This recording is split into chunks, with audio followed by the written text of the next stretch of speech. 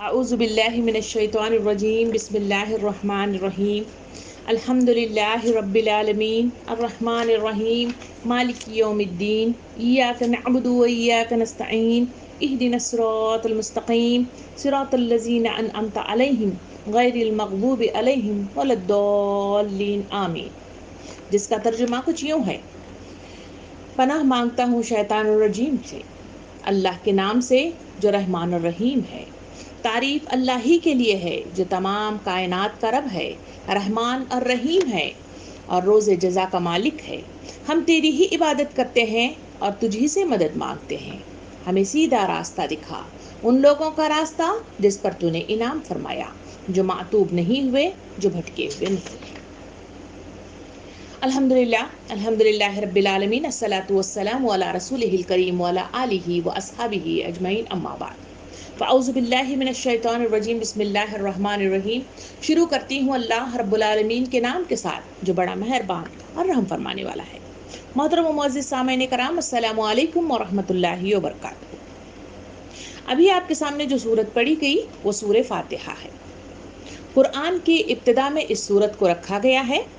اور یہی وہ سورت ہے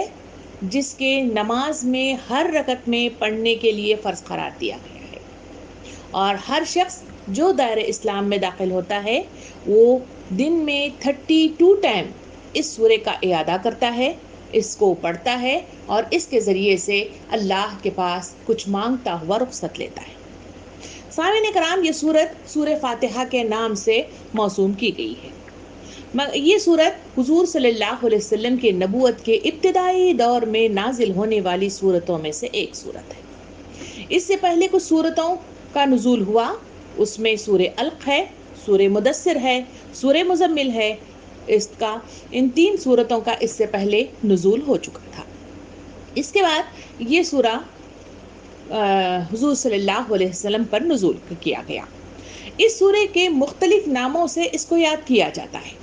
کہیں اس سورہ کو سورہ نور کہا گیا، کہیں اسے سورۃ المبارکہ کے نام سے یاد کیا گیا، کہیں سورہ فاتحہ کے نام سے یاد کیا گیا ہے، کہیں سورۃ الشفاء کے نام سے یاد کیا گیا ہے، کہیں سورۃ الدعاء، اور کہیں سورہ ام القرآن کہا گیا، اور کہیں قرآن عظیم کہا گیا، اور کہیں ام الکتاب کے نام سے یاد کیا گیا، اور کہیں اسی کو احادیث کریمہ میں سورہ سبع مثانی کے نام سے بھی یاد کیا گیا ہے۔ اس سورت کے مختلف نام ہیں اور اس نام کے ساتھ اس کو مختلف انداز میں اس کو یاد کیا جاتا ہے۔ جہاں سورہ شفاء کی بات آتی ہے تو وہاں پہ ایک واقعہ بھی یوں ملتا ہے کہ نبی کریم صلی اللہ علیہ وسلم کے دور میں ایک قافلہ ایک بستی سے گزرا۔ وہاں کا جو حکمران تھا، وہاں کا جو لیڈر تھا، وہ وہاں بیمار پڑا ہوا تھا۔ اس وقت اس قافلے نے وہاں کے ان کے کھانے پینے کے لیے وہاں رہنے والی بستی سے کچھ مانگا۔ انہوں نے کھانا دینے سے انکار کر دیا، مگر اچانک ایک شخص بھاگا بھاگا آیا اور اس نے کہا کہ ہمارا حکمران بیمار پڑا ہوا ہے، اگر آپ میں سے کوئی طبیب ہے اور اس کے دوا کا انتظام کرتا ہے تو ہم آپ کو کھانا دینے کے لیے تیار ہیں۔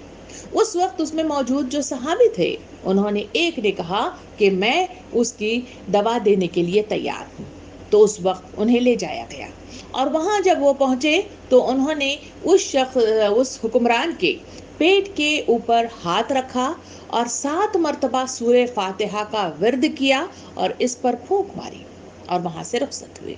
جب وہاں سے رخصت ہوئے تو اس کا جو اثر ہوا کہ اس حکمران پر کہ اس کو شفایابی مل گئی، تو اس وقت انہیں ایک دمبا عطا کر دیا گیا۔ اس دمبے کو وہ کھانے والے تھے کہ تمام قافلے کے موجود صحابہ کرام نے یہ شکایت کی کہ ایسا آپ نے کیا کیا کہ جس کی بنا پر ہمیں یہ دمبا مل گیا؟ دوسرا، آپ نے جو کیا ہے کیا یہ سنت سے ثابت ہے؟ اس وقت تک ہم اس دمبے کو کھائیں گے نہیں جب تک کہ نبی کریم صلی اللہ علیہ وسلم سے اس کی ہم تحقیق نہ کر لیں۔ اسی امید کے ساتھ وہ پورا قافلہ نبی کریم صلی اللہ علیہ وسلم کے پاس پہنچا۔ وہاں شکایت کی گئی کہ ہمارے اس صحابی نے اس طرح کا رد عمل اختیار کیا تھا۔ نبی کریم صلی اللہ علیہ وسلم نے اس صحابی کو بلایا اور پوچھا کہ آپ نے وہاں پہ دوائی کا کیا انتظام کیا تھا؟ انہوں نے وہی جواب دیا کہ میں نے سورہ فاتحہ ہاتھ رکھ کر پڑھا اور پھونک مار دی۔ تو اس وقت نبی کریم صلی اللہ علیہ وسلم مسکرا اٹھے، کہا کہ تمہیں کیسا پتا چلا کہ یہ سورت سورہ شفا بھی ہے؟ اس کے بعد صحابہ کرام سے مخاطب ہو کے فرمایا کہ جب کبھی تمہارے لیے کوئی تکلیف ہو تو پورے یقین کامل کے ساتھ جہاں درد ہے اس پر ہاتھ رکھا جائے اور ہاتھ رکھ کر اس کو 7 مرتبہ پڑھا جائے اور پھونک ماری جائے تو شفا یابی ضرور میسر آتی ہے۔ اسی طرح اس کے کئی مطلب جو ہے ان ناموں کے ساتھ اس طرح کے واقعات اس کے جڑے ہوئے ہیں، اور اسی لیے اسے مختلف ناموں کے ساتھ اس کو یاد کیا جاتا ہے۔ سامعین اکرام، اس کی سورت کی اہمیت کا اندازہ احادیث کریمہ کے ذریعے سے مجھے اور آپ کو ملتا ہے۔ پہلی حدیث مبارکہ میں نبی کریم صلی اللہ علیہ وسلم نے اس کی اہمیت اور فضیلت کو اس طرح بیان فرمایا کہ حضرت ابو سعید بن معلا نماز مسجد میں پڑھ رہے تھے کہ آپ صلی اللہ علیہ وسلم نے ان سے فرمایا، اے ابو سعید، کیا میں تمہیں مسجد سے نکلنے سے قبل ایک ایسی صورت نہ سکھاؤں کہ جو قرآن کی سب صورتوں میں بحیثیت مرتبہ بہت بڑی ہے؟ انہوں نے کہا کہ اے اللہ کے رسول، مجھے ضرور بتائیے۔ اس وقت نبی کریم صلی اللہ علیہ وسلم نے ارشاد فرمایا کہ وہ ہے الحمدللہ رب العالمین، یعنی سورہ فاتحہ۔ یعنی یہ تمام صورتوں میں بحیثیت مجموعی بڑی اہمیت کی حامل ہے اور اسے قرآن مجید کے ابتدا میں رکھا گیا ہے۔ اس کی اہمیت کو اور مطلب جو ہے 4 چاند لگانے کے لیے دوسری حدیث مبارکہ میں نبی کریم صلی اللہ علیہ وسلم نے یوں ارشاد فرمایا کہ قسم ہے اس ذات کی جس کے ہاتھ میں میرا دم ہے، یہ سورت نہ تورات میں ایسی نازل ہوئی نہ انجیل میں ایسی نازل ہوئی، بلکہ یہ تو 7 مثانی ہے، یعنی 7 آیتوں پر مشتمل یہ آیت ایک ایسی نور کی مانند ہے جو امت مسلمہ کو عطا کی گئی ہے۔ اس سے پہلے ایسی سورت، ایسی دعا، ایسی معلومات کے ساتھ کوئی سورت نہ تورات میں عطا کی گئی اور نہ انجیل میں عطا کی گئی ہے، بلکہ یہ امت مسلمہ کے لیے ایک خصوصی طور پر ایک نور کی حیثیت سے انہیں عطا کی گئی ہے۔ حضور کریم صلی اللہ علیہ وسلم نے یہ بھی حدیث مبارکہ میں ارشاد فرمایا کہ ایک مرتبہ آپ صلی اللہ علیہ وسلم نے ارشاد فرمایا کہ زور کی آواز آئی۔ آپ صلی اللہ علیہ وسلم نے سر اٹھا کر آسمان کی طرف دیکھا، وہاں ایک دروازہ کھلا جو آج سے پہلے کبھی کھولا نہیں گیا تھا۔ اس دروازے سے ایک فرشتہ آیا اور دوسرے دروازے سے حضرت جبرائیل علیہ السلام داخل ہوئے، اور وہ داخل ہونے کے بعد حضور صلی اللہ علیہ وسلم کو سلام کیا، اور اس کے بعد جبرائیل علیہ السلام نے ارشاد فرمایا کہ اے محمد صلی اللہ علیہ وسلم، میں تمہیں آج 2 نوروں کی خوشخبریاں دیتا ہوں۔ آپ صلی اللہ علیہ وسلم نے ارشاد فرمایا، بتائیے وہ کون سی 2 خوشخبریاں ہیں؟ تو حضرت جبرائیل علیہ السلام نے ارشاد فرمایا، ایک ہے سورہ فاتحہ اور دوسرا ہے سورہ بقرہ کی آخری آیات، جو اس کو حرف بہ حرف پڑھے گا۔ حضور صلی اللہ علیہ وسلم نے ارشاد فرمایا کہ وہ ضرور اس سے فائدہ ضرور اٹھائے گا۔ تو یہ وہ آیتیں ہیں، یہ وہ 7 مثانی ہے جس کو آسمان کی طرف سے نور کی حیثیت سے انسانی یعنی امت مسلمہ کو عطا کیا گیا ہے۔ یہ سورہ فاتحہ ہر مسلمان کو دن میں 32 ٹائم ہر نماز کی ہر رکعت میں اولاً پڑھنا فرض قرار دیا گیا ہے۔ اس کا چھوڑ دینا رکعت کا مکمل ہونا نہیں قرار دیا گیا، اس کا پڑھنا شرط اول ہے۔ اگر اس پر غور کیا جائے، اس کے ترجمے کو بغور پڑھا جائے، تو مجھے اور آپ کو معلوم ہوتا ہے کہ اصلاً یہ ایک دعا ہے جو بندہ اپنے پروردگار سے کرتا ہے۔ سامعین اکرام، دعا کیا ہوتی ہے؟ دعا مناجات ہوتی ہے، دعا گزارشات ہوتی ہے، دعا حاجات کی فہرست ہوتی ہے، دعا اپنی مجبوری اور بے کسی کا اقرار ہوتا ہے، دعا غلامی اور اللہ کی برتری کا اقرار ہوتا ہے، دعا کمیوں کا اظہار اور اپنے مطلب کی چیزوں کے لیے طلب کرنے کا ایک ذریعہ ہوتا ہے، دعا اللہ کے قریب جانے کا ذریعہ ہوتا ہے، دعا اللہ پر ایمان کا اقرار ہے، اور دعا اللہ کی طرف توجہ کا ذریعہ بنتا ہے، اور دعا اپنے گناہوں کو دھونے کا ذریعہ بھی بنتا ہے۔ ان دعا کے اعتبار سے، جو مجموعی اعتبار سے جو باتیں دعا میں شامل ہیں، وہ سارا کچھ اس سورہ فاتحہ میں مزین کر دیا گیا ہے۔ یہی وہ دعا ہے جو بندہ اصلاً اللہ رب العالمین کے پاس کرتا ہے، جس کے نتیجے میں اللہ رب العالمین پورا قرآن مجید اس کے جواب میں اسے عطا کر دیتا ہے اور کہتا ہے کہ جو تو مانگتا ہے وہ تجھے میں عطا کر دیا۔ اس لیے کہ اللہ کے رسول صلی اللہ علیہ وسلم نے ارشاد فرمایا، جب بندہ اللہ رب العالمین کے پاس مانگتا ہے تو اللہ رب العالمین کو شرم سی محسوس ہوتی ہے کہ بندہ مجھ سے مانگے اور میں اسے عطا نہ کر دوں۔ اس وجہ سے اللہ رب العالمین ہر بندے کی مانگی جانے والی دعا 3 صورتوں میں ضرور قبول کرتا ہے۔ یا تو وہ جو مانگا ہے اسے ہو بہو وہی عطا کر دیا جاتا ہے، اگر اس کے اوپر کوئی بلا وبا مصیبت پریشانی نقصانات اس پر وارد ہو رہے ہیں تو اللہ رب العالمین غیب کا عالم ہے تو وہ اس غیب کی مدد سے ان دعاؤں کے ذریعے سے ان بلاؤں کو مصیبتوں کو ٹال دیتا ہے۔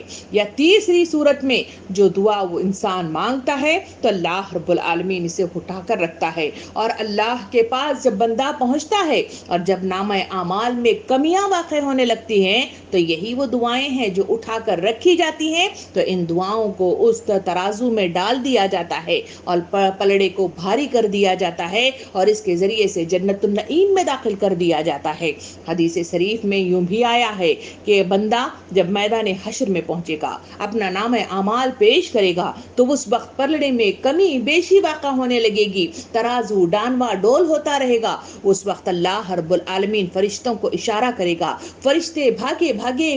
تشت اٹھائے ہوئے آئیں گے اور اس میں سے کوئی بھاری چیز اٹھا کر پلڑے میں ڈال دیا جائے گا، پلڑا بھاری ہوگا اور اللہ رب العالمین کی طرف سے بندے کو خوشخبری دی جائے گی کہ جنت میں داخل ہو جا، ارجع الی ربک۔ اس صدا کے ساتھ بندہ پریشان ہو جائے گا، میں نے جو کچھ کیا تھا کتاب میں موجود ہے اور کتاب کے اعمال کے مطابق میرا پلڑا بھاری نہیں ہو پا رہا تھا، آخر ایسی کون سی چیز ہے جس نے اسے بھاری کر دیا۔ اس وقت اسے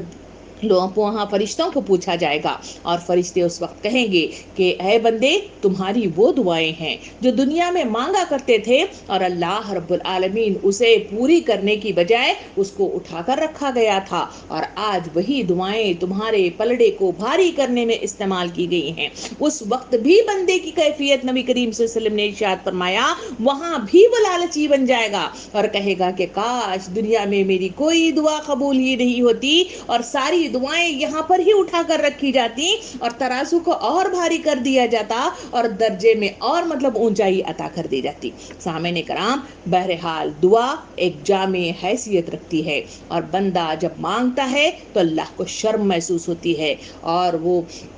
3 صورتوں میں اس کو پورا کرتا ہے۔ اسی لیے دعا کا اہتمام ہر رکعت کے اول اس میں رکھا گیا اور قرآن کے ابتدا میں بھی اس صورت کو رکھ کر بہترین انداز میں دعا کا بہترین سلیقہ انسانیت کو سکھایا گیا۔ سامعین کرام، یہی تو وہی وہ ادا ہے جو نبی کریم صلی اللہ علیہ وسلم نے حدیث مبارکہ میں بڑی تفصیل کے ساتھ فرمایا کہ ہر رات اللہ رب العالمین آسمان سے نیچے اترتا ہے اور وہاں اتر کر صدا لگاتا ہے کہ کون ہے جو مجھ سے مانگے میں اسے عطا کر دوں، اور اس وقت یہی کیفیت ہے، جب بندہ مانگتا ہے تو اسے عطا کر دیا جاتا ہے۔ یہی وہ سلیقہ ہے کہ اللہ کے پاس کیسے مانگا جائے، اللہ کی طرف سے اپنی جھولی کو کیسے بھرا جائے، وہ سلیقہ، وہ ادائے، وہ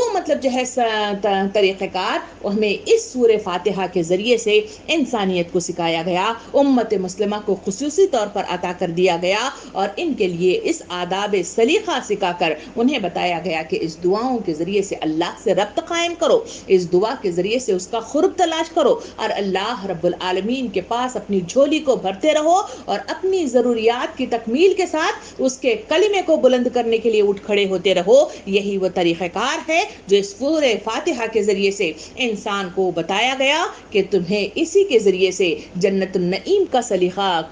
پہنچنے کا سلیقہ سکھایا گیا اور کہا گیا کہ کس طرح سے زندگی میں کیا مانگنا چاہیے اور ضرورت کی چیزیں کیا ہیں، اس کا سلیقہ بھی اسی سورہ فاتحہ کے ذریعے سے بتایا گیا کہ یہ وہ سلیقہ ہے کہ مانگنا ہے تو گاڑی دے، مانگنا ہے تو بنگلہ دے، مانگنا ہے تو سونا چاندی دے، یہ وہ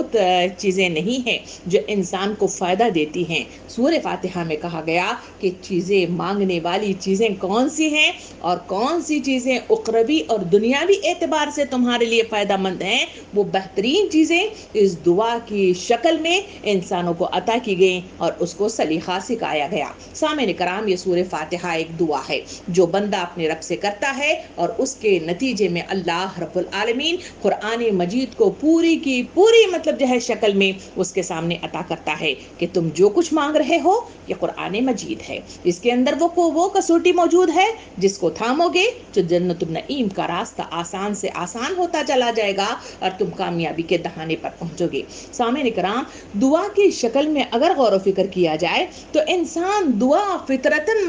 اسی چیز کی کرتا ہے جس کی اسے طلب ہو، جس کی اسے خواہش ہو اور جس کی اسے تمنا ہو، تبھی کہیں جا کر وہ مانگنے کے لیے زبان کھولتا ہے اور اس کے ذریعے سے گزارشات رکھتا ہے۔ نمبر 2، دعا کی جاتی ہے کسی ایسی ہستی کے آگے جہاں ہماری طلب کی تکمیل ہو جائے، اور دعا کے سلسلے میں اگر غور و فکر کیا جائے تو بندہ اسی کے سامنے اپنی حاجات رکھتا ہے، اپنی طلب رکھتا ہے، جس کے پاس احساس ہو کہ وہ اس کی تکمیل کرے گا، اس کی بھرپائی کرے گا اور اسے پائے تکمیل تک پہنچائے گا۔ تو اللہ رب العالمین وہ ہستی ہے جو ہماری حاجات کو پورے کرتا ہے۔ مطلوبہ حاجات اور خواہشات اسی ہستی کے پاس موجود ہے، اسی وجہ سے اس دعا کی شکل میں انسانوں کو بہترین سلیقہ اس قرآن مجید کی ابتدا میں اس دعا کو رکھ کر انسانیت کو بتایا گیا۔ اس دعا کے ابتدا میں رکھنے کی وجہ کیا ہے کہ قرآن مجید میں سب سے پہلے اس دعا کو رکھا گیا اور کہا گیا کہ حدیث مبارکہ میں انسان جب یہ دعا کرتا ہے دوسری شکل میں پورا قرآن مجید یعنی 113 سورتیں اس کے ہاتھ میں تھما دی جاتی ہیں، اس کے جواب میں تھما دی جاتی ہے۔ تو اس کا ابتدا میں ایک دعا کی شکل میں رکھنے کی وجہ کیا ہے؟ غور و فکر سے دیکھا جائے تو اللہ رب العالمین شعوری احساسات کے ساتھ انسانیت کو بندے اور اللہ کے درمیان ربط کو مضبوط کرنے کے لیے اس کو ابتدا میں رکھا گیا اور اس ذہنیت سے اس کا آغاز کرنے کی تلقین کی گئی کہ خداوند عالم ہی ہمارا وہ کامل ہستی کار ہے جس کے پاس ساری کی ساری انفارمیشن بھی ہے، وہ ہمیں دیکھتا ہے اور ہماری حاجات کی تکمیل کرتا ہے، ہماری ضروریات کی تکمیل کرتا ہے اور ہماری رہنمائی اور ہدایت کا سرچشمہ بھی اسی کے پاس ہے۔ اس شعوری احساسات کے ساتھ اس کی تکمیل کے لیے اس سورے کو آغاز میں رکھا گیا اور اس کے ذریعے سے انسانوں کو احتساب کی تلقین دلائی گئی کہ اللہ کے پاس مانگ رہے ہو، دعا کی شکل میں حاجات رکھ رہے ہو تو تمہارے پاس تمہاری طلب کی ضرورت ہے اور اس کی تکمیل اسی ہستی کے پاس موجود ہے، اسی لیے اسی شعوری احساسات کے ساتھ تم اللہ سے اپنا ربط قائم کرنے کی کوشش کرو، رجوع ہونے کی کوشش کرو اور اپنی زندگی کو اس مرکزی ہستی کے پاس مرکوز کر کے اپنی زندگی کو صراط مستقیم پر گامزن کرتے ہوئے جنت النعیم میں داخل ہونے والے راستے کو ہموار کرتے رہو۔ سامعین کرام، یہ وہ تمہیدی گفتگو ہے جو اس سورے کے آغاز سے پہلے مجھے اور آپ کو معلومات ہونی چاہیے۔ آئیے اسی تمہیدی گفتگو کے بعد اب ہم چلتے ہیں اس سورے کے آغاز کی طرف جہاں سے ہم اپنے آغاز اس سورے کا کرتے ہیں۔ تو سب سے پہلے جب سورے کا آغاز کیا جاتا ہے تو وہاں پر دو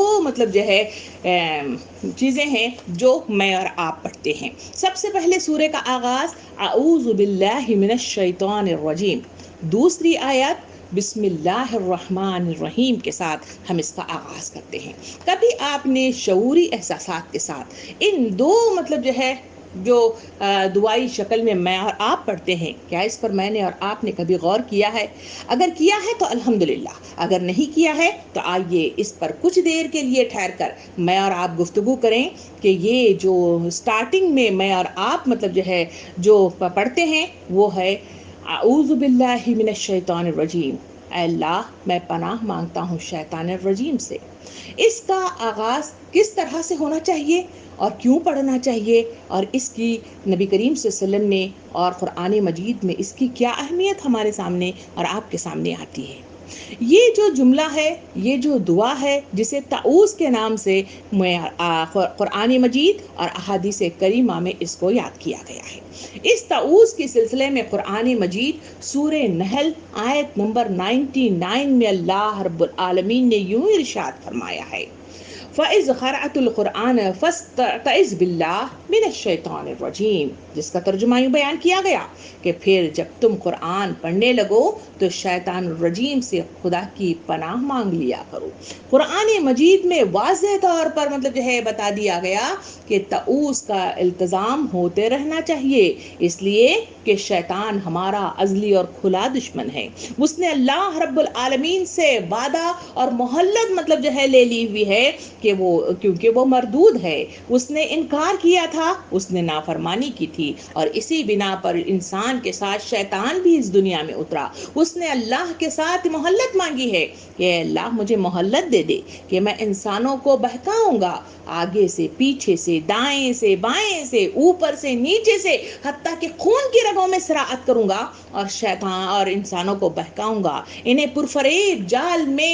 جکیڑوں گا اور اپنے ساتھ جہنم میں انہیں بھر دوں گا۔ اور اللہ رب العالمین نے شیطان کو مہلت دیتے ہوئے باقاعدہ طور پر اس بات کا بھی اظہار کیا ہے کہ جو ایمان رکھنے والے، مجھ پر یقین رکھنے والے جو بندے ہیں وہ کبھی تمہارے جال میں پھنسیں گے نہیں۔ رہ گئے وہ لوگ جو مجھ پر یقین نہیں رکھتے، دنیا کی اس مغناطیسی طاقت کے آگے جھک جاتے ہیں، وہی بندے ہیں جو تمہارے جال میں پھنسیں گے۔ جاؤ تم جو کرنا ہے تم کر لو۔ یہی وہ چیز ہے جس کا یہاں پہ مجھے اور آپ کو غور و فکر کرنا ہوگا۔ اسی وجہ سے قرآن مجید میں باقاعدہ طور پر سورہ نحل کی اس 99 آیت میں اللہ رب العالمین نے امت مسلمہ کو واضح طور پر بتایا کہ جب بھی قرآن پڑھنے لگو، جب بھی کوئی کام کرنے لگو، اللہ کی پناہ ضرور مانگ لیا کرو، اس لیے اس پناہ کے نتیجے میں تم اللہ کی رہنمائی میں آتے ہو، اس کی حفاظت میں آتے ہو اور شیطان الرجیم کے بہکاوے سے بہت دور نکل جاتے ہو، اس لیے کہ شیطان پرفریب جال پھیلاتا ہے، مختلف طریقے سے ہمیں بہکا کر اللہ سے بہت دور لے جانے کی کوشش کرتا ہے۔ اسی لیے کبھی عبادات کرتے ہوئے شیطان ہمارے ذہنوں کو متزلزل کرنے کی کوشش کرتا ہے، اور کبھی اللہ کے احکامات کے نفاذ میں بھی شیطان پرفریب جال ڈال کر کچھ مطلب جو ہے دھوکہ بازی کر کے ہمیں اس احکامات سے دور کرنے کی کوشش کرتا ہے، اور کبھی اس مقصد کی خاطر اس رجوعیت کے ساتھ جب ہم اللہ کی طرف رجوع ہونے لگتے ہیں تو شیطان ضرور بہکاوا ڈالتا ہے اور اسی کے نتیجے میں ہمارے ایمانوں کو متزلزل کرنے کی کوشش کرتا ہے۔ اسی وجہ سے قرآن مجید کہتا ہے کہ جب بھی مطلب جو ہے کوئی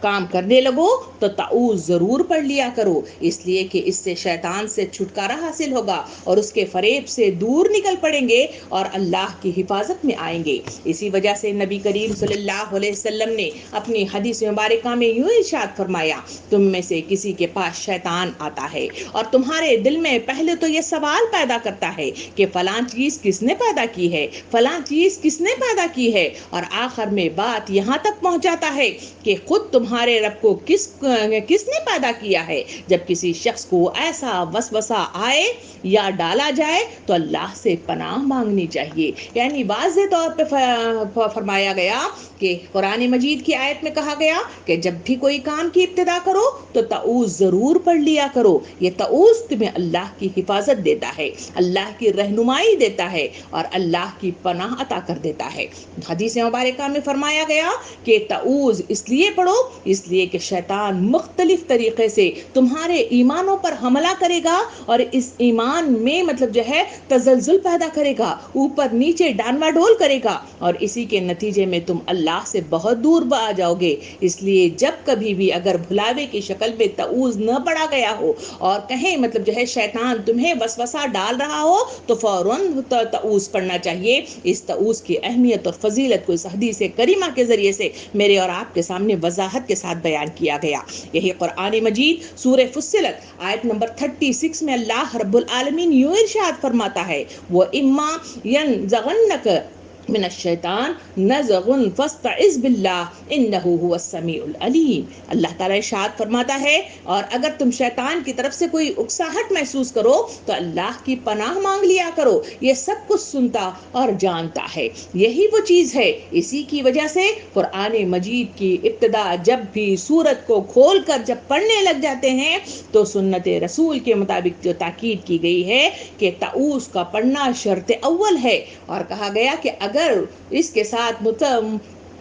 متصل مطلب جو ہے کوئی اور صورت مطلب جو ہے ساتھ میں پڑھ رہے ہیں اس وقت صرف بسم اللہ پڑھ لینی چاہیے، وہاں تعوذ کی پڑھنے کی کوئی مطلب جو ہے ضرورت نہیں ہے. رہ گیا اسٹارٹنگ، تو کہا گیا کہ جب بھی کوئی صورت کی ابتدا کرو تو کہا گیا کہ تعوذ کا پڑھنا فرض ہے اور اسے ضرور پڑھ لینا چاہیے. سامعین کرام، سورہ جن آیت نمبر 22 میں اللہ رب العالمین یوں ارشاد فرماتا ہے، قل انی لن یجرنی من اللہ احدا ولن احدا من دونه ملتحدا. اللہ تعالیٰ ارشاد فرماتا ہے کہ کہو مجھے اللہ کی گرفت سے کوئی نہیں بچا سکتا اور نہ میں اس کے دامن کے سوا کہیں اور جائے پناہ پا سکتا ہوں. یعنی اللہ رب العالمین آیات کریمہ کے ذریعے سے انسان کی تحفظ کے لیے وضاحت فرما دی. کہا گیا کہ یہی وہ گرفت ہے جو اس شیطان کو کنٹرول کر سکتی ہے، اس کے بہکاوے سے، اس کے فریب سے، اس کے پرفریب مطلب جال سے نکالنے کا اگر کوئی ذریعہ ہے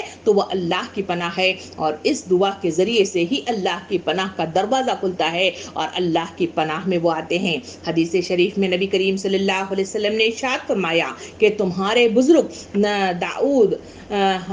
بزرگ دادا ابراہیم علیہ السلام بھی اس کلمات کے ذریعے سے اللہ کی پناہ حضرت اسماعیل علیہ السلام اور اسحاق علیہ السلام کے ساتھ مانگا کرتے تھے. اور وہ کلمات کیا تھے؟ فرمایا گیا کہ اعوذ بکلمات اللہ التامہ من کل الشیطان الوہامہ ومن کل عین لامہ. یعنی تو اس کا ترجمہ کچھ یوں ہے کہ میں پناہ مانگتا ہوں اللہ کے پورے کلمات کے ذریعے سے ہر ایک شیطان سے اور ہر زہریلے جانور سے اور ہر نقصان پہنچانے والی نظر سے. یعنی اس مطلب جو ہے دعا کے ساتھ حضرت ابراہیم علیہ السلام، اسماعیل اور اسحاق علیہ السلام کی پناہ اللہ رب العالمین کے پاس مانگا کرتے تھے. اور اس سنت کے ذریعے سے مجھے اور آپ کو تلقین کی گئی کہ کسی بھی موذی جانور سے اگر کوئی بچایا جا سکتا ہے، کوئی نقصان سے بری کر سکتا ہے، یا پھر کوئی نظر بد سے دور کر سکتا ہے، یا پھر شیطان کے بہکاوے اور اس کی پرفریب مطلب جو ہے حد گنڈے سے دور لے جا سکتا ہے، تو وہ تعوذ ہے جو انسانوں کو اپنی زندگی میں جاری و ساری رکھنا چاہیے اور اس کے ذریعے سے اپنی زبانوں کو معطر رکھنے کی ہر دم مطلب جو ہے کوشش کرتے رہنا چاہیے. اس کی اہمیت کی اور وضاحت کے لیے حدیث شریف میں یوں آیا کہ نبی کریم صلی اللہ علیہ وسلم نے ارشاد فرمایا کہ اللہ تعالیٰ فرماتا ہے کہ جس نے میرے کسی ولی سے دشمنی کی، اسے میری طرف سے اعلان جنگ ہے، اور میرا بندہ جن عبادات سے میرا قرب حاصل کرتا ہے اور کوئی عبادات مجھ سے زیادہ پسند نہیں ہے جو میں نے اس پر فرض کی ہیں، یعنی فرائض مجھ کو بہت پسند ہیں جیسے نماز، روزہ، زکوٰۃ، حج، اور میرا بندہ فرض ادا کرنے کے بعد نفل عبادات کر سے مجھ سے اتنا نزدیک ہو جاتا ہے کہ میں اسے محبت کرنے لگ جاتا ہوں. پھر جب اس کا میں کان بن جاتا ہوں جس سے وہ سنتا ہے، میں اس کی آنکھ بن جاتا ہوں جس سے وہ دیکھتا ہے، میں اس کا ہاتھ بن جاتا ہوں جس سے وہ پکڑتا ہے، میں اس کا پاؤں بن جاتا ہوں جس سے وہ چلتا ہے. اور پھر یہ کہتے ہوئے نبی کریم صلی اللہ علیہ وسلم نے ارشاد فرمایا، اور اگر بندہ مجھ سے مانگتا ہے پناہ تو میں اسے دیتا ہوں، اور دشمن یا شیطان سے میری پناہ مانگتا ہے تو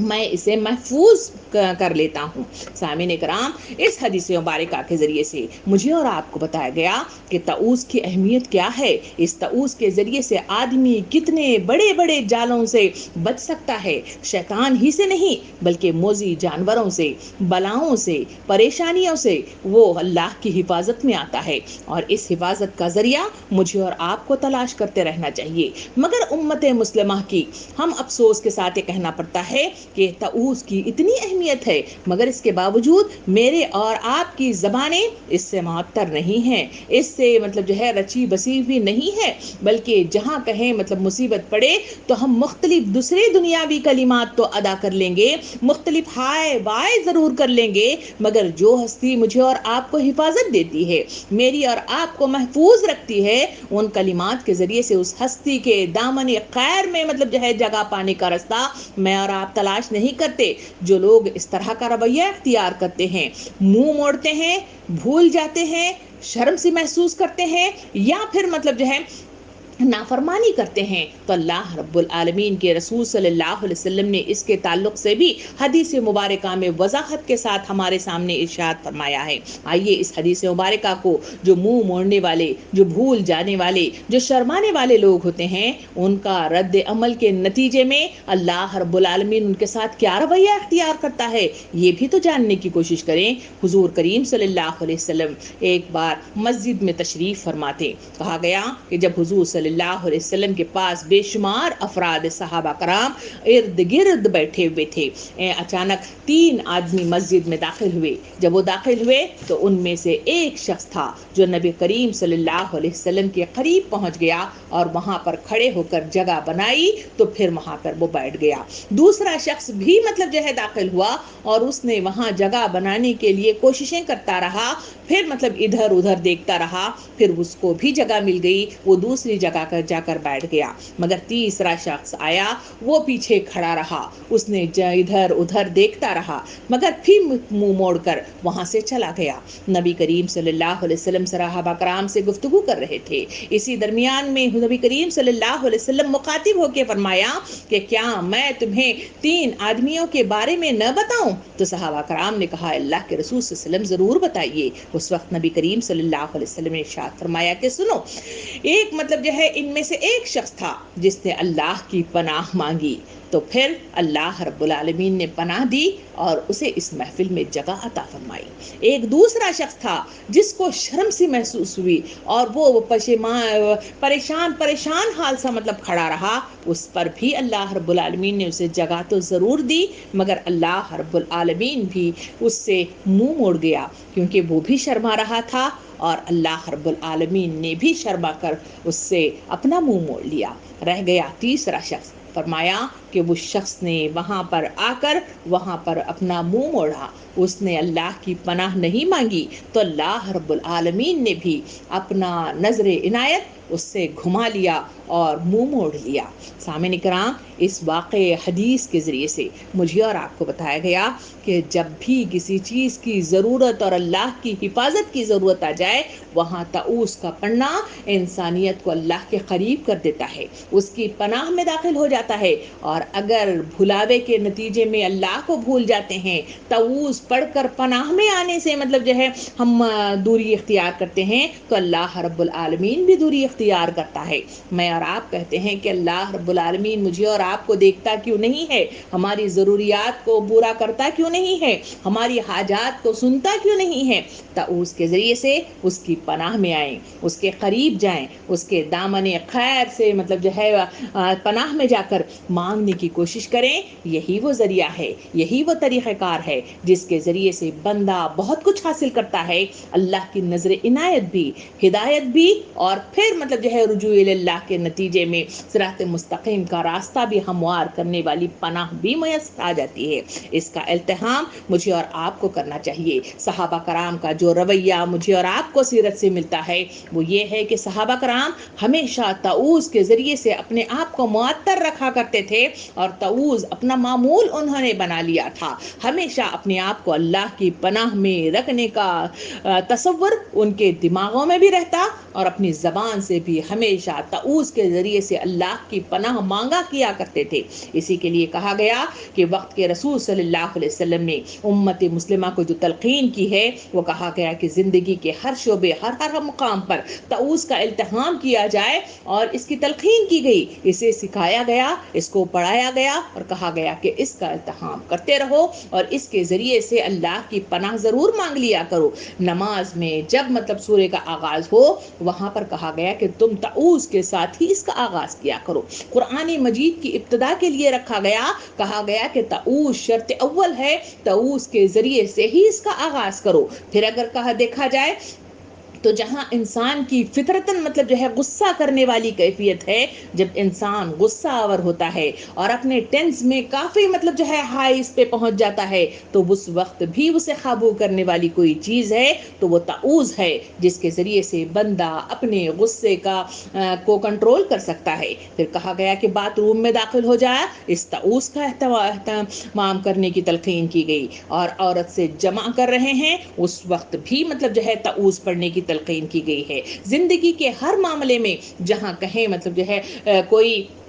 ایسی جگہ جہاں پر کوئی شے موجود نہیں ہے اس وقت بھی تعوذ کا التحام کرنے کی تلقین کی گئی. اور جہاں کہیں ضرورت پڑ جائے تعوذ کا التزام ہوتے رہنا چاہیے. یہ صحابہ کرام کا معمول تھا اور نبی کریم صلی اللہ علیہ وسلم نے اس کی تلقین کی تھی. حدیث مبارکہ میں نبی کریم صلی اللہ علیہ وسلم نے ارشاد فرمایا کہ ایک بار حضور صلی اللہ علیہ وسلم کے سامنے دو آدمی آپس میں گالم گلوچ کر رہے تھے، تو اس وقت ان کو غصہ آیا ہوا تھا اور چہرہ لال لال سا تھا اور وہ ایک دوسرے پر ہاتھا پائی کے ساتھ چڑھ دوڑ رہے تھے. تو آپ صلی اللہ علیہ وسلم ان کے قریب پہنچے اور کہا کہ میں تمہیں ایک کلمہ مجھے معلوم ہے کہ اگر یہ غصہ کوئی کرنے والا ہے، اگر وہ اس کو پڑھ لے تو اس کا غصہ دور ہو جاتا ہے اور وہ نارمل ہو جاتا ہے. کیا میں تمہیں نہ بتاؤں؟ صحابہ کرام اس وقت جو لڑنے والے اشخاص تھے انہوں نے کہا کہ ہمیں ضرور بتائیے. تو اس وقت نبی کریم صلی اللہ علیہ وسلم نے جو کلمات ان صحابہ کرام کو سکھائے وہ تھے اعوذ باللہ من الشیطان الرجیم، یعنی یہ تعوذ ہے، اس کا التحام کیا کرو، جس میں کہا گیا کہ لوگوں تمہیں شیطان سے پناہ مانگتی رہنی چاہیے. اس لیے اللہ شیطان کی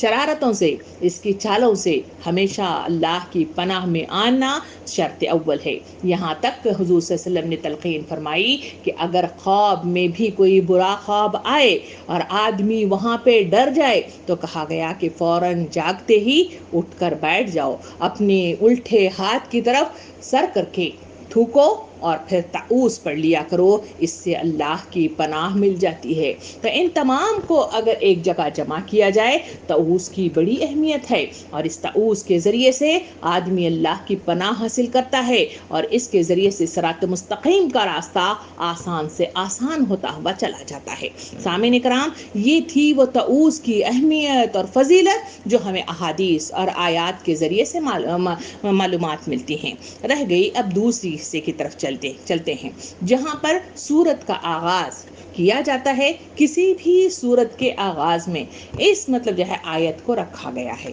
اور وہ ہے بسم اللہ الرحمن الرحیم، یعنی دوسری تعوذ کے بعد پڑھی جانے والی کوئی آیت ہے تو وہ ہے بسم اللہ الرحمن الرحیم. سامعین کرام، یہ تعوذ کے بعد پڑھی جانے والی وہ آیت ہے جس میں بندہ اپنے اللہ کی تعریف کرتا ہے اور اس تعریف کے ذریعے سے ہر کام کا آغاز کرتا ہے، چاہے وہ قرآن کریم کی آیات کریمہ ہی کیوں نہ ہو. اس کا آغاز اللہ کی تعریفی کلمات کے ساتھ اس کا آغاز کرتا ہے. اور یہ اسلام جو تہذیب مجھے اور آپ کو سکھاتا ہے اس میں اس کی شروعات اللہ کے نام ہی سے کرنے کی تاکید مجھے اور آپ کو ملتی ہے. اس بسم اللہ الرحمن الرحیم کا جہاں تذکرہ مجھے اور آپ کو آتا ہے یہ سورت کا جز نہیں ہے کہ یہی وہ 7 مثانی میں جہاں آیتوں کی کاؤنٹنگ ہوتی ہے تو 7 آیتوں میں اس آیت کو بھی کاؤنٹ کر لیا جاتا ہے، مگر یہ 7 مثانی ہی کا حصہ نہیں ہے بلکہ اس کو سلسلے میں کہا گیا. ابو حنیفہ رحمۃ اللہ علیہ فرماتے ہیں کہ یہ بہت مطلب جو ہے پوری کی پوری آیت ہے اور جس کو باقاعدہ طور پر اللہ رب العالمین نے نبی کریم صلی اللہ علیہ وسلم پر اسے اتارا ہے، جو ہر سورت کے شروع میں اور 2 آیتوں کے درمیان فصل اور امتیاز ظاہر کرنے کے لیے نازل کی گئی ہے. یعنی جب بھی کوئی نئی سورت ایک سورت کے بعد دوسری سورت کو پڑھنا ہو تو وہاں بسم اللہ الرحمن الرحیم کے ساتھ اس کو مطلب جو ہے فرق اس کے اندر ظاہر ہوتا ہے. ان کے اندر تھوڑی سی مطلب جو ہے فصل مطلب جو ہوتی ہے، امتیاز مطلب جو ہے ظاہر کیا جاتا ہے، اور اس کے ذریعے سے اس کا آغاز میں اور آپ مطلب جو ہے اس آیت کے التحام کے ساتھ میں اور آپ کرتے ہوئے نظر آتے ہیں. سامعین کرام، پہلے زمانے میں جو لوگوں کا رویہ تھا، کہا جاتا ہے کہ جہالت میں ان کا جو معاملہ تھا، وہ کاموں کی جو آغاز کرتے تھے، وہ کاموں کا آغاز وہ ہمیشہ بتوں کے ناموں کے ساتھ اس کا مطلب جو ہے ورد کرتے ہوئے کاموں کا آغاز کیا کرتے تھے. قرآن مجید جو اس دنیا میں اتارا وہ کسوٹی ہے جو ایمان کو مکمل کرتی ہے، اللہ کا بندہ بناتی ہے، اور اللہ کے راستے پر چلنے والا سلیقہ مجھے اور آپ کو سکھاتی ہے. ایمان کی بہترین کیفیت کو پیدا کرنے کے لیے قرآن مجید میں اس جہالت کی ہر رسم کو توڑا گیا ہے، ہر شرک کو توڑا گیا ہے، اور ہر اس راستے سے پھیر کر اللہ کی طرف رجوع ہونے والا راستہ ہموار کیا ہے. ہر پیغمبر نے، ہر آسمان سے اتری ہوئی کتاب نے، اور مطلب جو ہے ہر نبی کے کلمات کے ذریعے سے مجھے اور آپ کو وہی سلیقہ سکھایا گیا ہے. تو جہالت کی اس رسم کو کہ جہاں کہیں مطلب جو ہے وہ کام کی شروعات کرتے بتوں کے ناموں کا ورد کیا کرتے تھے، حتیٰ کہ کسی بیاباں میں پہنچ جاتے اور وہاں پہ ٹھہرنا ہوتا تو وہاں پر بھی مطلب جو ہے جو پکارا جاتا تھا، وہاں کے جنوں کو پکارا جاتا تھا کہ اے اس بستی کے، اس وادی کے جن، ہم تیری پناہ چاہتے ہیں. اسی وجہ سے تو مطلب جو ہے حدیث کریمہ میں آیا کہ اس طرح کا لوگوں کا رویہ اور جہالت نے جنوں کو مغرور بنا دیا تھا، اور اسی وجہ سے انہوں نے انسانوں کو تنگ کرنا شروع کیا تھا. تو اسی وجہ سے قرآن مجید ان تمام مطلب جو ہے چیزوں کی نفی کرنے، انسانوں کو اللہ کا بندہ بنانے والا سلیقہ سکھانے کے لیے ہر صورت اور اس کا ہر لفظ میرے اور آپ کے لیے رہنمائی کی شکل میں عطا کیا گیا ہے. جہالت کی اس رسم کو توڑنے کے لیے اللہ رب العالمین نے قرآن مجید میں پہلی جو آیت جبرائیل علیہ السلام لے کر آئے، اس کو اگر غور و فکر کے ساتھ دیکھا جائے تو پہلی سورت جو نبی کریم صلی اللہ علیہ وسلم کو غار حرا میں مطلب جو ہے اتاری گئی، اس کا پہلا مطلب جو ہے جو سٹارٹنگ تھا وہ ہے اقرا بسم ربک الذی خلق. اے لوگوں، پڑھو اللہ کے نام کے ساتھ. یعنی وہاں پہ تاکید کی گئی کہ اللہ کا نام ہر ایک کی مطلب جو ہے کام سے اولن آنا چاہیے، اس کی یاد ہمیشہ مطلب جو ہے اول آنا چاہیے، اور اسی کی یاد ہی سے صراط مستقیم مل سکتا ہے، اسی کی یاد ہی سے راہ راست پایا جا سکتا ہے، اسی کی یاد ہی سے مطلب جو ہے گناہوں سے بچا جا سکتا ہے، اور اسی کے نام ہی کے ورد کے نتیجے میں برائیوں سے کوسوں دور ہٹا جا سکتا ہے، اور اسی کا نام ہی مطلب جو ہے انسانوں کو نیکی کا راستہ، جنت کا راستہ، بھلائی کا راستہ، سچائی کا راستہ تلاش کرنے میں اور ہدایت یافتہ ہونے میں اہم کردار ادا کرتا ہے. اسی وجہ سے کہا گیا کہ اللہ کے نام کے ساتھ اس کی جو ہے ورد کیا کرو. اسی وجہ سے بسم اللہ الرحمن الرحیم کی تاکید کی گئی ہے. قرآن مجید کی آیتوں کا بھی جو سٹارٹنگ ہے وہ اسی آیت کے آغاز کے ساتھ ہی کیا جاتا ہے. علامہ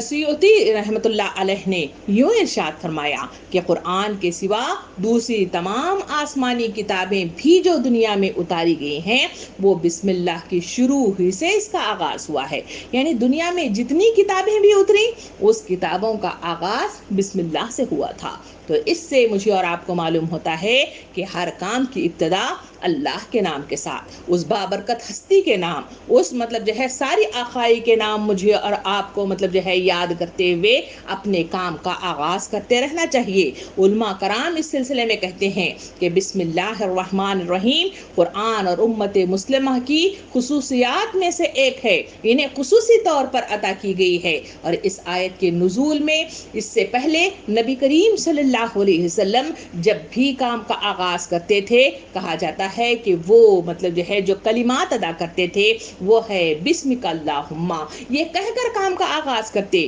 کوئی لکھتے تو بسمک اللہم کے ساتھ مطلب جو ہے لکھ لیا کرتے تھے. جب بات کرتے، جب کوئی تکلیف پہنچتی، جو کوئی کام کا آغاز کرتے تو وہاں اسی بسمک اللہم کا آغاز کیا کرتے تھے. اللہ رب العالمین نے باقاعدہ طور پر الفاظ کریمہ عطا کر دیے گئے کہ اب تمہیں اس طرح کے الفاظ نہیں بلکہ یہ کلمات کے ساتھ اپنے کاموں کی تکمیل کرنا چاہیے، اور وہ کلمات بسم اللہ الرحمن الرحیم ہیں جو نبی کریم صلی اللہ علیہ وسلم کو عطا کیے گئے. حدیث مبارکہ میں نبی کریم صلی اللہ علیہ وسلم نے ارشاد فرمایا، ہر مہم کا آغاز بسم اللہ سے شروع کیا جائے ورنہ وہ بے برکت ہو جاتا ہے. یعنی جب بھی کوئی کام کیا جائے، اللہ کے نام سے کی جانے والی ہر ادا اللہ رب العالمین کے دربار میں قبول ہوتی ہے، اور اسے پائے تکمیل تک اس وقت پہنچایا جاتا ہے جب اس کا اللہ کا نام لیا جاتا ہے. اور جس کام میں، جس ذبیحہ میں، جس مطلب مہم میں اگر اللہ کا نام نہ لیا جائے تو اللہ کی طرف سے کوئی رہنمائی نہیں ملتی، کوئی مطلب جو ہے اس کی طرف سے ہدایت نہیں ملتی اور نہ راہ راست ملتی ہے. اس لیے جہاں طاؤس کا احترام کیا جاتا ہے وہاں پر اس کا بھی مطلب جو ہے ورد کرنے کی تاکید کی گئی کہ سلیقہ یہ ہے کہ جہاں اللہ کی پناہ کے ساتھ مطلب جو ہے ہم میں اور آپ کوئی کام کا آغاز کریں، وہاں اللہ کے نام کی تعریف بھی کریں، کیونکہ وہی وہ ہستی ہے جس کے پاس ہر چیز موجود ہے. ہماری ضروریات اس کے پاس ہے، ہماری خواہشات کی تکمیل اس کے پاس ہے، ہماری مطلوبہ ہر چیز اس کے پاس موجود ہے، حتیٰ کہ زندگی اور موت بھی اسی کے پاس ہے. زندگی کا کوئی بھروسہ نہیں کہ وہ بلبلا کب پھٹ جائے، وہ بھی اسی کے ہاتھ میں موجود ہے. اور وہی ہستی ہے جو اس سارے کارنامے کو انجام دیتی ہے، تو پھر اس ہستی کی تعریف کیوں نہ کی جائے، اس کی بڑائی کیوں نہ کی جائے، اس کی کبریائی کا اظہار کیوں نہ کیا جائے. یہ سلیقہ قرآن مجید اور اس کے انبیاء مجھے اور آپ کو دیتے ہیں کہ بحیثیت مسلمان، بحیثیت امت مسلمہ مجھے اور آپ کو جو رویہ اختیار کرنا ہے وہ ہے، ایک ہے طاؤس، دوسرا ہے بسم اللہ کے ساتھ کام کے آغاز کا تصور. نبی کریم صلی اللہ علیہ وسلم نے حدیث مبارکہ میں اس کے تعلق سے، بسم اللہ کے تعلق سے یوں ارشاد فرمایا کہ گھر کا دروازہ بند کرو تو بسم اللہ پڑھ لیا کرو، چراغ گل کرو تو بسم اللہ پڑھ لیا کرو، کوئی برتن کو دھو تو بسم اللہ کہہ کر اس کو دھو لیا کرو، جب کوئی کھانا کھاؤ تو بسم اللہ کہا کرو، اور کھانے سے فارغ ہو جاؤ تو تب بھی بسم اللہ کہو، جب پانی پیو تو تب بھی بسم اللہ کہہ کے پڑھو، اور کوئی وضو کرو تو تب بھی بسم اللہ کا احترام کرو، اور سواری پر سوار ہونے لگو تو بسم اللہ پڑھا کرو، اور اگر اترنے لگو تو تب بھی بسم اللہ پڑھنے کی تاکید کی گئی ہے. سامعین کرام، یہ احادیث کریمہ مجھے اور آپ کو زندگی کا ہنر دیتے ہیں، زندگی کا سلیقہ دیتے ہیں، زندگی کا برتنے کا نمونہ پیش کرتے ہیں، اور اس کے ذریعے سے میرے اور آپ کے راستوں کو، ذہنیت کو اور مطلب جو ہے اخلاقیات کو بہتر بنانے کا سلیقہ مجھے اور آپ کو سکھاتے ہیں. مگر افسوس صد افسوس، میں اور آپ بحیثیت مسلمان، نام تو مسلمانوں کا ہے مگر میری اور آپ کی سوچیں، میرے اور آپ کا کردار، میرے اور آپ کی باتیں، میرے اور آپ کے سوچنے کا انداز، سب کچھ مطلب جو ہے ان راہوں سے نکل کر کسی اور طرف مطلب چلا جاتا ہے، جس کے نتیجے میں جو رہنمائی ملنی چاہیے وہ رہنمائی سے میں اور آپ مطلب جو ہے بہت دور نکل جاتے ہیں. جو مجھے اور آپ کو ہدایت ملنی چاہیے اس ہدایت سے میں اور آپ محروم رہ جاتے ہیں، اور اسی کے نتیجے میں اللہ کی نظر عنایت بھی میرے اور آپ پر نہیں پڑتی. اسی وجہ سے صحابہ کرام کا جو معاشرہ تھا، وہاں اس معاشرے میں صحابہ کرام اسی تقدو کے ساتھ جہاں نبی کریم صلی اللہ علیہ وسلم نے جو تاکید فرمائی، جو آیتوں کا نزول ہوا، اسی حساب سے اپنی زندگیوں کو اس پر لگا دیتے، اس کے ذریعے سے اپنی زندگیوں کو اس پر وارد کر دیتے، اور اسی کے نتیجے میں ان کا سارا مطلب جو ہے معاملہ اللہ رب العالمین کے حوالے کر دیا جاتا. اسی وجہ سے اللہ رب العالمین ان کی ہدایت یافتہ کرتے، اور اسی کے نتیجے میں انہیں جنت کی بشارتیں ملا کرتی تھی. آج بھی مکمل ایمان کے ساتھ کتابیں میرے اور آپ کے پاس موجود ہیں،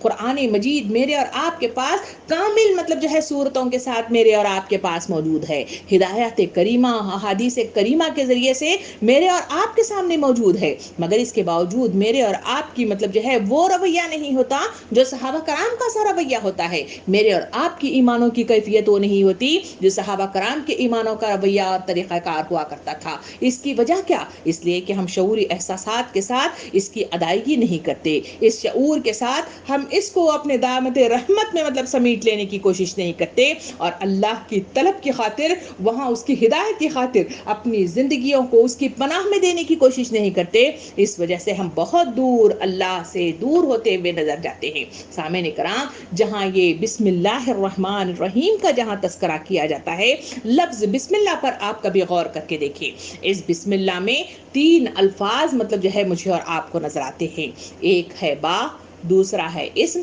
تیسرا ہے اللہ۔ یہ 3 الفاظ جہاں استعمال کیے گئے ہیں، اس سے پہلے غور کیا نہ کیا ہو، آج ضرور غور کر کے دیکھیں۔ اس میں جو معنی اور جو مفہوم اور جو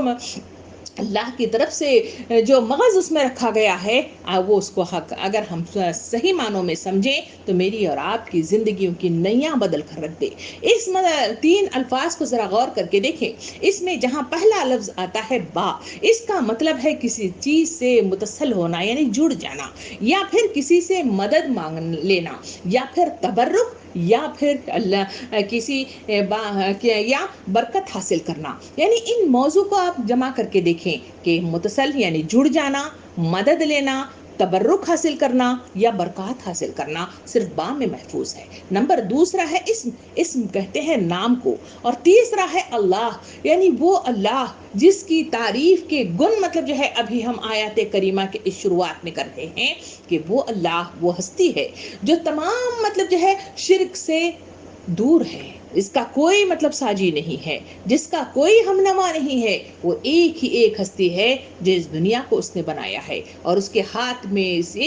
دنیا اس کے ہاتھ میں رکھی گئی ہے۔ وہ جس طرح چاہتا ہے ایسے برتتا ہے، جس کو چاہتا ہے ہلا کر رکھ دیتا ہے۔ اس کی بہترین مثال ہم نے اس پینڈیمک کے دور میں دیکھی، جہاں پر ہمارے پاس بڑے بڑے مطلب جو ہے سائنٹسٹ موجود ہیں، بڑے بڑے مطلب جو ہے ماحولیات کی معلومات رکھنے والے لوگ موجود ہیں، اور جہاں ہمارے پاس بڑے بڑے نالج رکھنے والی میڈیکل سائنس کے ڈاکٹرز موجود ہیں، جہاں علم رکھنے والے بے شمار علماء کرام موجود ہیں، اور جہاں ہم تمام انسانیت یہاں پہ جڑی ہوئی ہے، مگر صرف ایک چھوٹے سے کرونا وائرس نے مجھے اور آپ کو ہلا کر رکھ دیا۔ جہاں پوری دنیا ہل کر رہ گئی، معاشی انتظام ہل کر رہ گیا، سیاسی انتظام ہل کر رہ گیا، اقتصادی مطلب جو ہے نظام ہل کر رہ گیا، پوری دنیا ٹرانسپورٹیشن ہو یا پھر مطلب جو ہے دوسرے معلوم شعبے کے چیزیں ہوں، سب ہل کر رکھ دی گئی تھی۔ سارا مطلب جو ہے پوری دنیا ایک مطلب جو ہے پریشانی کے عالم میں تھی۔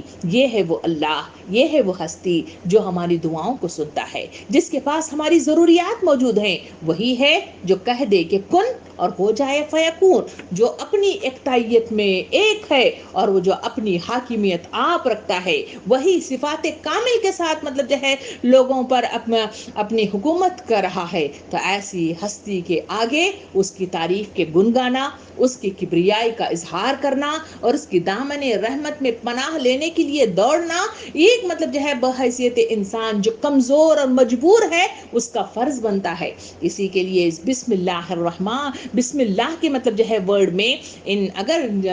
جو الفاظ ہیں ان کو جوڑ کر کہا جائے تو اس میں 3 جملے نکلتے ہیں۔ ایک ہے اللہ کے نام کے ساتھ، دوسرا ہے اللہ کے نام کی مدد کے ساتھ، تیسرا ہے اللہ کے نام کی برکت کے ساتھ۔ ہم شروع کرتے ہیں۔ جب انسان اس مطلب احساسات کے ساتھ کسی کام کا آغاز کرتا ہے، اس کے نام کا آغاز، اس کی مدد کی مطلب طلب اور اس کے نام میں برکت کا اظہار کرتے ہوئے آگے بڑھتا ہے، تو اللہ رب العالمین اسے پناہ میں لیتا ہے، اس پر نظر عنایت ڈالتا ہے، کیونکہ وہی حدیث مبارکہ جب انسان مانگتا ہے تو اللہ رب العالمین کو شرم سی محسوس ہوتی ہے اور اسے ضرور عطا کر دیتا ہے۔ تو کیا بسم اللہ کے اس ورد میں اور آپ شعوری احساسات کے ساتھ اس کو پڑھتے ہیں؟ کیا ہم نے کبھی ان احساسات کے ساتھ اس کا ورد کیا ہے یا اس کا اظہار کیا ہے؟ سوچئے، اپنے دل پر ہاتھ رکھ کر اور اس پر غور و فکر کرتے رہنے کی کوشش کیجئے۔ نبی کریم صلی اللہ علیہ وسلم نے حدیث مبارکہ میں یوں ارشاد فرمایا، جب آدمی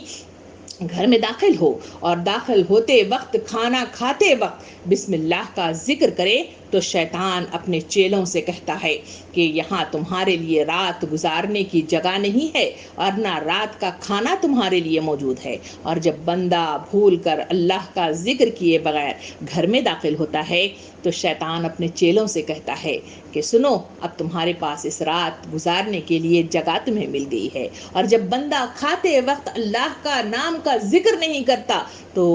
شیطان اپنے چیلوں سے کہتا ہے کہ تمہیں رات گزارنے کی جگہ بھی مل گئی اور تمہارے لیے کھانے کا انتظام بھی کیا گیا ہے، اور اب تم خوشیاں مناؤ۔ سامعین کرام، یہ ہے شیطان جو مجھے اور آپ کو نظر نہیں آتا، غیب میں مطلب جو ہے اس کی چالیں چلتے رہتے ہیں، اس کی ساری معلومات اللہ رب العالمین کو حاصل ہیں، اور وہی ساری کائنات کو چلا رہا ہے، اور اس نے نبی کریم صلی اللہ علیہ وسلم کے ذریعے سے مجھے اور آپ کو بتایا ہے۔ کیا اس سے بچنے کا انتظام مجھے اور آپ کو نہیں کرنا چاہیے؟ کیا ان کلمات کو جو اتنی بابرکت اور خصوصیت رکھتی ہیں، کیا ان خصوصیات کو اپنی زندگی میں وارد نہیں کرنا چاہیے؟ سوچئے، محاسبہ کیجئے اور احتساب کرتے ہوئے آگے بڑھنے کی کوشش کیجئے۔ اسی وجہ سے اللہ کے رسول صلی اللہ علیہ وسلم نے امت مسلمہ کو اللہ کا ذکر کرنے کی جو تلقین الفاظ کے ذریعے سے خوشیوں میں، غموں میں اور روز کے معاملات میں، ہر کام میں مطلب جو ہے مجھے اور آپ کو سلیقہ سکھایا ہے۔ کہیں الفاظ سکھائے گئے ماشاء اللہ، کہیں سکھایا گیا سبحان اللہ، کہیں سکھایا گیا بارک اللہ، اور کہیں سکھایا گیا استغفر اللہ، اور کہیں سکھایا گیا جزاک اللہ، اور کہیں کہا گیا بسم اللہ۔ یہ وہ الفاظ ہیں جس میں اللہ کا تذکرہ ہوتا ہے، جس میں اللہ کی تعریف ہوتی ہے، جہاں اللہ کے گن کی مطلب گن گائے جاتے ہیں اور اس کی طرف رجوع ہوا جاتا ہے۔ اور یہ کلمات کی ادائیگی سے شعوری طور پر آدمی اللہ کی طرف رجوع ہو جاتا ہے۔ جب انسان ورد کرتا ہے، مثلاً اگر ہم کسی دوست سے محبت کرتے ہیں تو ہمارا اٹھتے بیٹھتے کھاتے پیتے ملتے جلتے کسی کے پاس اظہار خیال کرتے ہوئے بھی اس دوست کا اظہار ضرور کیا جاتا ہے کہ فلان دوست میری کا اس طرح کھاتی ہے، اس طرح بولتی ہے، اس طرح پہنتی ہے، اس طرح بات کرتی ہے، اس طرح ہنستی ہے۔ یہی وہ محبت ہے جو اللہ رب العالمین امت مسلمہ کو ان کے دلوں میں ڈالنا چاہتا ہے۔ یہ ہے رجوع اللہ کا سلیقہ کہ تم اللہ کے نام کا ورد کیا کرو۔ یہ ورد تمہیں شعوری احساسات کی طرف اللہ کی طرف رجوع کر دیتا ہے۔ اس سے ہمیشہ اسے یاد رکھنا چاہیے اور اپنے مقصد کی تخلیق کی طرف ایک سوئی حاصل کرنی چاہیے اور متوجہ ہو جانا چاہیے۔ اسی لیے وقت کے رسول صلی اللہ علیہ وسلم نے امت مسلمہ کو زندگی کے ہر گوشے میں بسم اللہ کا ورد اس دعا کے آغاز کے ساتھ ہی کرنے کی تاکید کی گئی ہے۔ اس وجہ سے ہم جو سنت رسول کو دیکھتے ہیں، کھانا کھاتے وقت اللہ کا نام یعنی بسم اللہ کی تاکید کی گئی ہے، فراغت کے وقت بسم اللہ کی تاکید کی گئی ہے، روزہ کھولتے وقت اس میں بسم اللہ کی تاکید کی گئی ہے، سوتے وقت بسم اللہ کی تاکید کی گئی ہے، اٹھتے وقت بسم اللہ کی تاکید کی گئی ہے، کسی کام کے آغاز کے لیے قلم کو اٹھایا گیا تو بسم اللہ لکھنے کی تاکید کی گئی ہے۔ وقت کے رسول صلی اللہ علیہ وسلم اپنے مختلف حکومتی لیول پر جو خطوط لکھا کرتے تھے اس کا آغاز بھی بسم اللہ کے نام ہی سے شروع کیا کرتے تھے۔ کہا جاتا ہے کہ حضور صلی اللہ علیہ وسلم نے ہرقل کو مطلب خط لکھا تھا، اس خط کی مطلب جو ہے ہمارے پاس انفارمیشن اس طرح ملتی ہے کہ انہوں نے اس خط کا آغاز بسم اللہ الرحمن الرحیم کے ساتھ کیا تھا، محمد کی طرف سے جو اللہ کا بندہ اور اس کا رسول ہے، یہ کہہ کر انہوں نے خط کا آغاز کیا تھا۔ بسم اللہ وہ ورد ہے جو اللہ کی تعریف کے گن کے ساتھ کسی کام کے آغاز میں استعمال کیا جاتا ہے اور جس کی تاکید کی گئی ہے۔ حضرت زید رضی اللہ عنہ جو نبی کریم صلی اللہ علیہ وسلم کے منہ بولے بیٹے بھی تھے اور آپ کے غلام بھی تھے، ان کے تعلق سے انہوں نے اپنی سیرت میں یہ لکھا ہے کہ جب بھی مطلب جو ہے جب نبی کریم صلی اللہ علیہ وسلم کے پاس وہ تھے تو اس وقت کھانا کھانے لگے، تو جیسے ہی وہ کھانا آیا اور برتن پر ہاتھ مطلب جو ہے چلانے لگے تو آپ صلی اللہ علیہ وسلم نے آپ کا ہاتھ اس طرح تھام لیا، روک لیا اور کہا کہ زید بسم اللہ پڑھ لیا کرو، اس سے شیطان مطلب دور ہو جاتا ہے اور اللہ کی پناہ حاصل ہو جاتی ہے۔ تو اس کے بعد میں نے اس کا التحام ہمیشہ دم حیات اس کا التحام میں نے کیا تھا۔ تو اس عقیدہ بسم اللہ کو اگر پابندی اور شعور کے ساتھ اس کی ادا کی جائے تو 3 چیزیں ہیں جو میرے اور آپ کے اندر پیدا ہوتے ہیں۔ پہلی چیز، بسم اللہ کا صحیح شعوری احساسات کے ساتھ اس کی ادائیگی کی جاتی ہے تو اس کے نتیجے میں پہلی چیز جو میری اور آپ کے عقیدے میں پیدا ہو جاتی ہے، سوچوں میں پیدا ہو جاتی ہے، ارادوں میں پیدا ہوتی ہے، وہ یہ ہے کہ آدمی ہمیشہ شعور اور خلوص کے ساتھ وہ مطلب جو ہے ہمیشہ اللہ کی ناراضگی سے بچتے ہوئے مطلب جو ہے کوشش کرتا ہے کہ جس کلمے کی ادائیگی کر رہا ہوں، جس کلمے کے آغاز اللہ کی تعریف سے کر رہا ہوں، کیا اس کے سامنے میں مطلب جو ہے جواب دہ ہوں اور کیا میری پکڑ ہوگی، یہ احساسات کے ساتھ آدمی اس چیز سے رک جاتا ہے اور ان چیزوں سے مطلب جو ہے دور ہونے لگتا ہے۔ وہ اس وقت ہوگا جب شعوری احساسات کے ساتھ اس کی ادائیگی اپنی ذہنی کیفیت کے ساتھ ہونی چاہیے، تب یہ پہلا فائدہ ہمارے عقیدے میں پیدا ہوگا۔ نمبر دوسرا فائدہ اس سے جو ہوگا وہ یہ ہے کہ جائز اور حق کام کرتے ہوئے خدا کا نام لینے سے آدمی کی سمت ہمیشہ صراط مستقیم رہتی ہے۔ جو نبی کریم صلی اللہ علیہ وسلم نے صحابہ کرام کی محفل میں ایک لکیر کھینچی، ادھر دو لکیریں کھینچی، ادھر دو لکیریں کھینچی، کہا کہ یہ صراط مستقیم، یہ سیدھی لکیر ہے، ادھر کے دو اور ادھر کے دونوں راستے یہ گمراہ کن راستے ہیں۔ تو صراط مستقیم کی اگر سمت مطلب پر گامزن رہنا ہے تو شعوری احساسات کے ساتھ اس بسم اللہ کا ورد آدمی کو صراط مستقیم پر گامزن کر دیتا ہے، جس کی فائدہ مجھے اور آپ کو شعوری احساسات کے ساتھ ادائیگی کے نتیجے میں حاصل ہوتا ہے۔ تیسرا فائدہ جو مجھے اور آپ کو حاصل ہوگا وہ یہ ہے کہ آدمی اللہ کی تائید حاصل کر لیتا ہے، اس کی نظر عنایت حاصل کر لیتا ہے، اس کام میں سے اس کے نتیجے میں برکت حاصل ہوتی ہے، اس کی رہنمائی حاصل ہوتی ہے اور شیطان کی فتنہ انگیزیوں سے وہ بچ جاتا ہے اور بہت دور نکل پڑتا ہے۔ سامعین کرام، یہ اس سورے کے آغاز میں پڑھی جانے والی دو مطلب جو دعائیں جو ہم پڑھتے رہتے ہیں اس کی یہ تفہیم اور تشریح تھی جو آپ کے سامنے پیش کی گئی۔ ایک ہے اعوذ باللہ من الشیطان الرجیم، یعنی شیطان سے دوری اور اللہ کی پناہ۔ دوسرا ہے بسم اللہ الرحمن الرحیم، جس کی تائید اور جس کی اہمیت اور فضیلت پڑھنے کے نتیجے میں اللہ رب العالمین کی تائید مجھے اور آپ کو حاصل ہوتی ہے۔ یہ آیتیں آج کی کلاس یعنی آج کی اس پہلی اوپننگ میں مجھے اور آپ کو احساس دلاتی ہے کہ شعوری احساسات کے ساتھ آگے بڑھنے کی چاہ آدمی کو بہت مطلب جو ہے اللہ کے قریب کر دیتی ہے۔ احساسات اس شعوری محاسبے کے ساتھ اپنی زندگی میں وارد کرنے کی کوشش کریں اور سوچیں کہ کیا ان کلمات کی ادائیگی میں اور آپ زندگی کے ہر مطلب معاملے میں کر رہے ہیں؟ کیا میری اور آپ کی ادائیگی شعوری احساسات کے ساتھ ہے؟ اگر ہے تو کیوں اللہ رب العالمین کی نظر عنایت میرے اور آپ پر پڑ نہیں رہی ہے اور ہدایت نہیں مل رہی ہے؟ اور اگر مطلب جو ہے کسی زندگی کے اندر کوئی ڈان و ڈول معاملہ ہو رہا ہے، زندگی کے اندر کوئی رہنمائی نہیں مل پا رہی ہے، تو یقین جانیے اپنے دل پر محاسبہ کریے، کیونکہ نبی کریم صلی اللہ علیہ وسلم نے ارشاد فرمایا تقوی ہا ہونا ہا ہونا ہا ہونا، یعنی تقوی اس دل کے اندر موجود ہے۔ تقوی کے سلسلے میں ہمیشہ وہی نبی کریم صلی اللہ علیہ وسلم کی حدیث مبارکہ 3 اوقات میں اپنے دل کا جائزہ لو، نماز پڑھتے ہوئے، قرآن پڑھتے ہوئے، دینی محفلوں میں بیٹھے ہوئے۔ اگر اپنے پہلو میں دل نہ پاؤ تو اللہ سے جیتے جاگتے دل کی تمنا کیا کرو، دل سے اللہ کی پناہ میں آنے کی کوشش کریں، اللہ سے پناہ مطلب جو ہے لینے کی کوشش کریں، اور شیطان سے مطلب جو ہے پناہ مطلب جو ہے لینے کے لیے اللہ کے پاس گزارشات رکھیں۔ یہ وہ کلمات ہیں جو مجھے اور آپ کو زندگی کا سلیقہ دیتے ہیں، بہترین رہنمائی دیتے ہیں اور زندگی میں صراط مستقیم پر چلنے والا سلیقہ عطا کرتے ہیں۔ اللہ رب العالمین مجھے اور آپ کو صحیح احساسات کے ساتھ اپنا محاسبہ کرنے، اپنے مطلب جو ہے اپنا احتساب کرنے اور صحیح معنوں میں سیدھے راستے پر چلنے کی مجھے اور آپ کو توفیق عطا فرمائے، ذہنیت میں تبدیلی پیدا کرنے والا ذریعہ بنائے۔ محمد صلی اللہ علیہ وسلم کے اس ربیع الاول کے مہینے میں مجھے اور آپ کو اس سے محبت، حضور سے محبت، ان کے کلمات سے محبت اور ان پر اتاری گئی کتاب قرآن مجید سے شغف حاصل کرنے والی کیفیت اور توفیق مجھے اور آپ کو عطا فرمائے۔ آمین۔ وآخر الدعوانا ان الحمد للہ رب العالمین۔ جزاکم اللہ خیرا کثیرا۔